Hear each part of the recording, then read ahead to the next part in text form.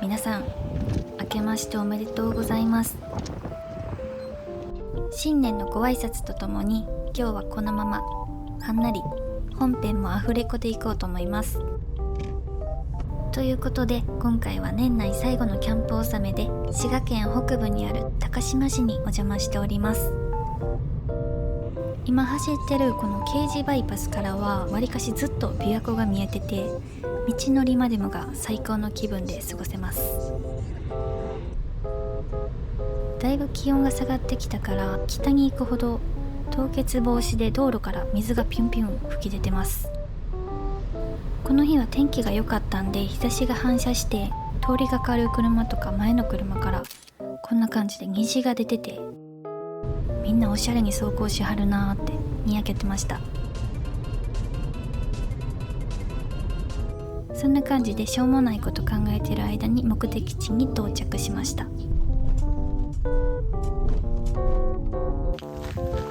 こちらは管理棟の主きなこくん。こん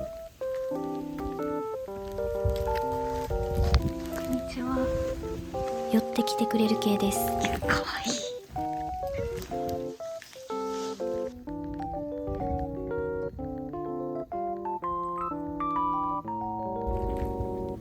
しかもついてきてくれる系です。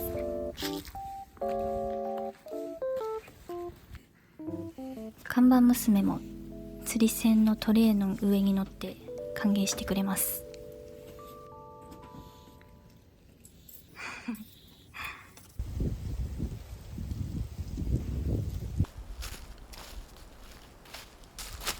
今回はキングキャンプさんの新作グッズが3点届いたんで持ってきました。結構前に届いてて使うのずっと楽しみにしてたんで、数日前からウキウキしてました。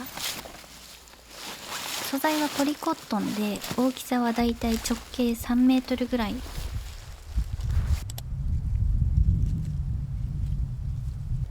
では早速組み立てていきましょう。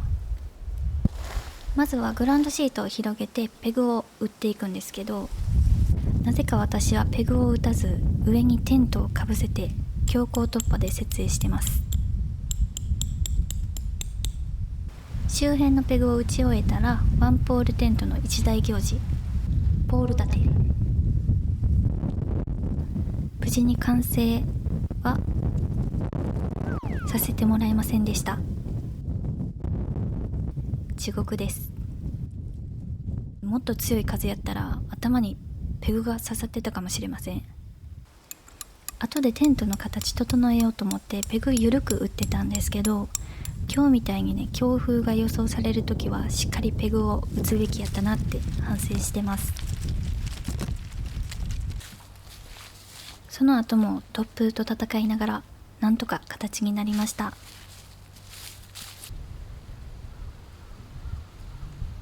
グランドシートについているゴム紐の部分をこのテントの輪っかに通すとこんな感じでグランドシートの縁にしっかり壁ができます。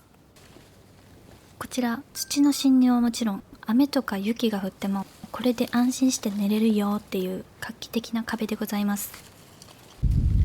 でせっかくつけたグランドシートなんですけど今日は使いません。なぜならグランドシートを乾かすのが嫌いやからです。このタイプのテントってグランドシートなしで使えるのがいいですよね。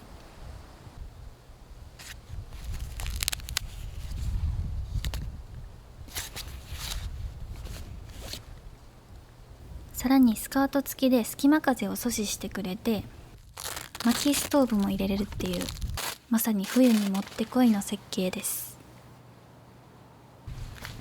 ちなみに入り口はこんな風に大開口にもできます。景色がいい場所とかやったら思いっきりマイナスイオンを浴びちゃいます。で次はコット。まずいいなって思ったのがこの収納サイズ。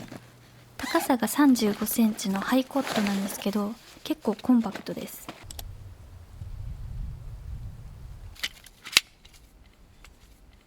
足の部分はこんな感じでボタンがついてるんですけど、このボタンを押しながら向かって外側に押すと足が開いて、逆に足を内側に押すとボタンがカチッと中に入って固定されるっていう仕組みになってます。最初やからか布が馴染んでなくてちょっとガタガタです。普通のコットがだいたい190センチ ×60 センチに対して、こちらが長さ203センチ ×72 センチのゆったりサイズ。ほんでこれは何やろって思ったんですけど、この中に収納袋入れたらなんと枕になるそうです。で最後は椅子。これ実は気に入りすぎて家でずっと使ってるんですけど、とにかく座り心地が神がかってます。最近はこれに座ってワールドカップを見る日常に幸せを感じてました。マットは取り外し可能でオールシーズン使用可能です。マットなしでも頭のとこのふかふかのクッションがついてるんですけど、さらにマットもふかふかで重ねたら家用ソファーに負けず劣らずのポテンシャルになります。座り心地もそうなんですけど、さらに素晴らしいことにリクライニング機能もついてます。こんな感じで肘置きをグッと後ろにずらしたら4段階のリクライニング調節ができます。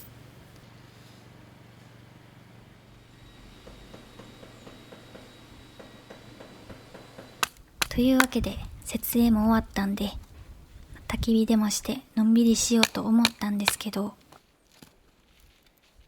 やっぱり広葉樹は手強いですね。もう木が硬い時は粘りません。幸いなことに冬は自然の着火剤が地面にたくさん落ちてるんで、これを使わせてもらいます。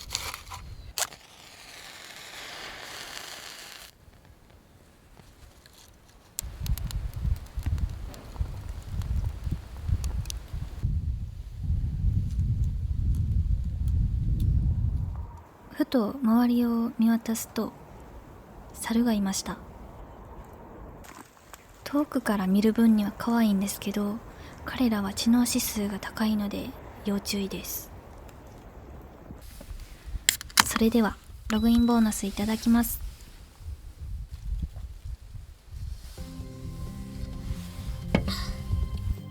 これは大根のピクルス。一品目はこういうすぐ食べれるあてがいいですよね。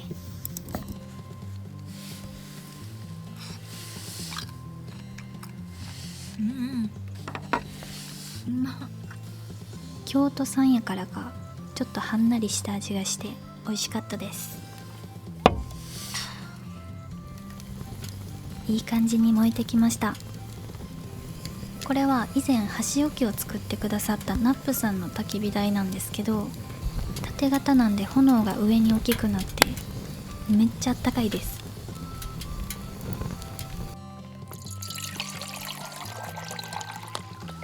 日が落ちてだいぶ寒くなってきたんで梅酒を湯煎しました。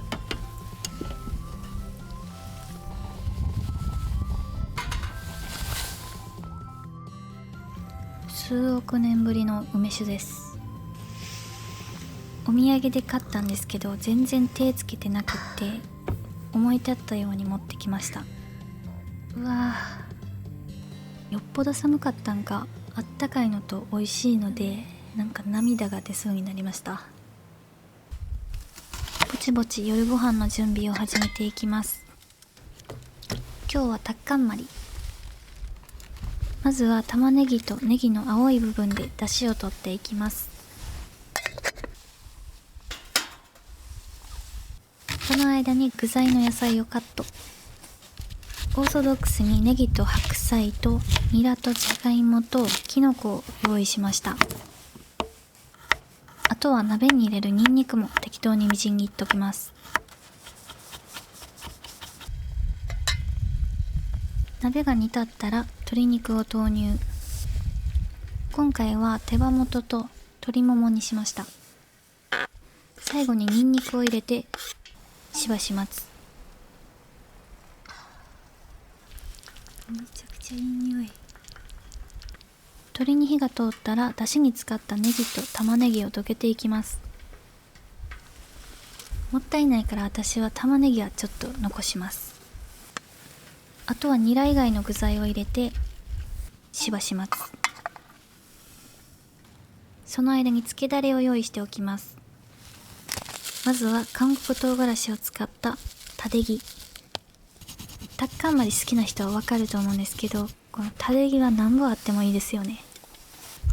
辛そうな見た目してるんですけど、実際はそんなに辛くなくて旨味調味料って感じです。でこちらは家で合わせてきた醤油だれ。ちょっと瓶振りすぎて泡立っちゃいました。で鍋が煮えるまでもうちょっと時間があるんで、もう一品チヂミを作ります。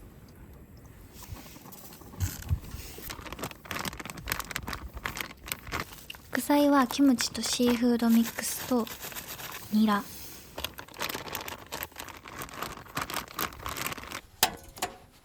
多めのごま油でカリッと焼いていきます。全然出えへん。このちっちゃいタイプのごま油、なんか毎回出が悪いんですけど、こういう仕様なんですかね。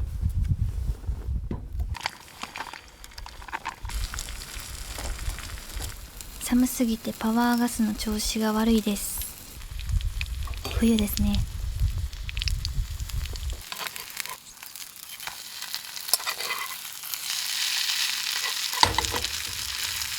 ひっくり返したら鍋肌からごま油を追加して裏面もカリッと焼いていきます。お鍋もいい感じです。最後に塩と胡椒で味を整えてニラをのせたら完成。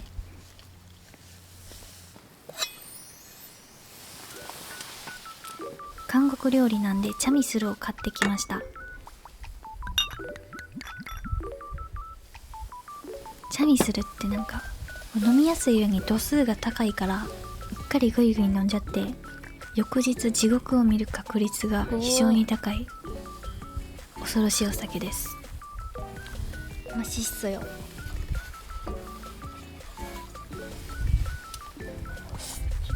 シーフードとキムチの味が結構しっかりするんでお酒が進みます。お鍋の方はどうでしょうか。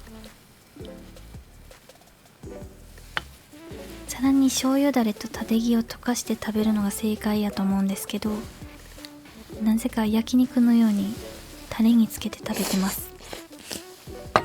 こういう人もいるみたいです。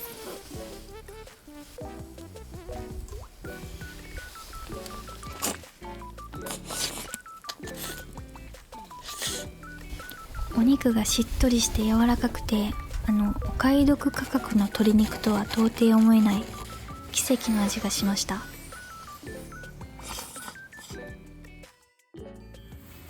夜が深まるにつれて猛烈に寒さが増してきました。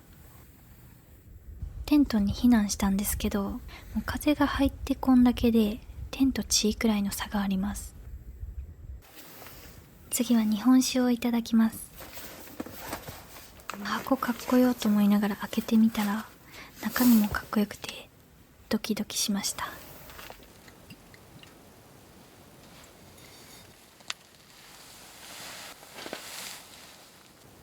おー、すっきりしてて和食とかと相性が良さそうな味です。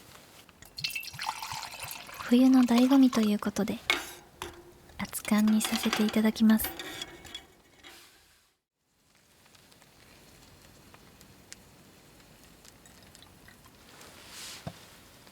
なんか温めたら甘みが出て、これはこれでまた美味しかったです。美味しい。締めます。ほんまはカルグクスっていう韓国の麺を使いたかったんですけど、近所で唯一売ってそうやったドン・キホーテにもありませんでした。なので細いうどんで代用してます。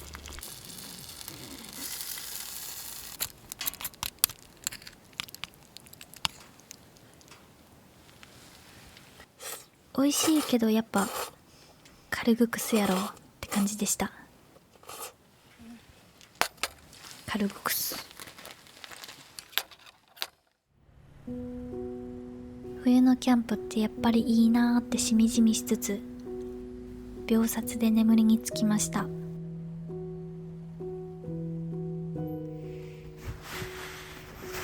朝起きたらテントに雪が積もってました。昨日の夜全然降ってなかったのに、急にそんなことなるって思いつつテントを開けてみたら、そんなことなってました。もうちょっと起きるの遅かったらタープが雪で倒壊してたかもしれません。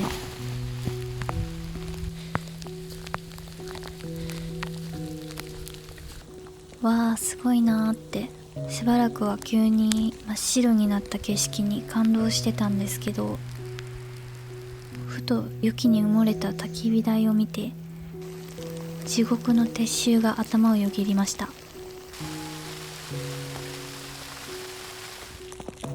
でこの日は早く目が覚めたわけじゃなくて、目覚ましかけてでも見たい景色があったから頑張って起きました。寒い時期の早朝に見れる湖の蒸気霧です。この霧に朝日が反射したらさらに幻想的でめちゃくちゃ綺麗なんですけど、この日はちょっと曇っててしばらく待ったんですけど、朝日が雲から出てきてくれませんでした。残念やったけどそれでも綺麗でした。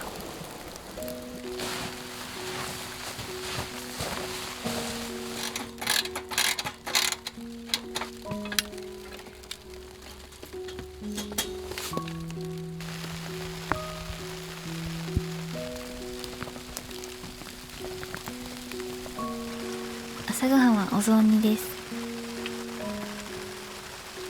体がキンキンに冷えたんで内側から温めていきます。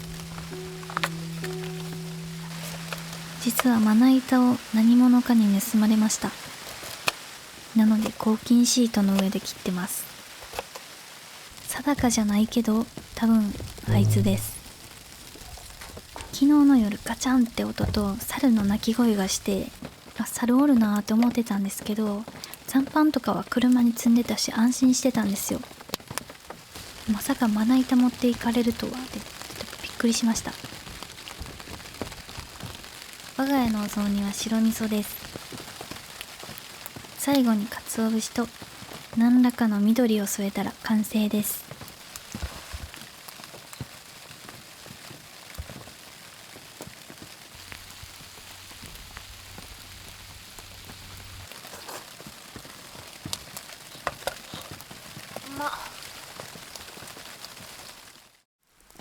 時間も迫ってきたので撤収していきます。まず雪にペグが埋もってもってるし、凍ってて硬いし、抜けへんし、寒いし、結構過去一過酷な作業でした。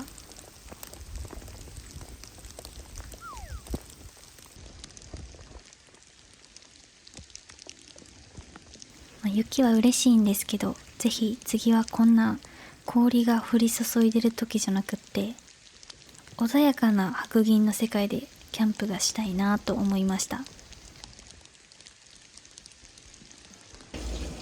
なんやかんや非日常を思いっきり楽しんで、朝から幸せな疲労を体に溜めてキャンプ地を後にしました。それでは2023年も皆さんにとってハッピーな一年になりますように。今年もどうぞよろしくお願いいたします。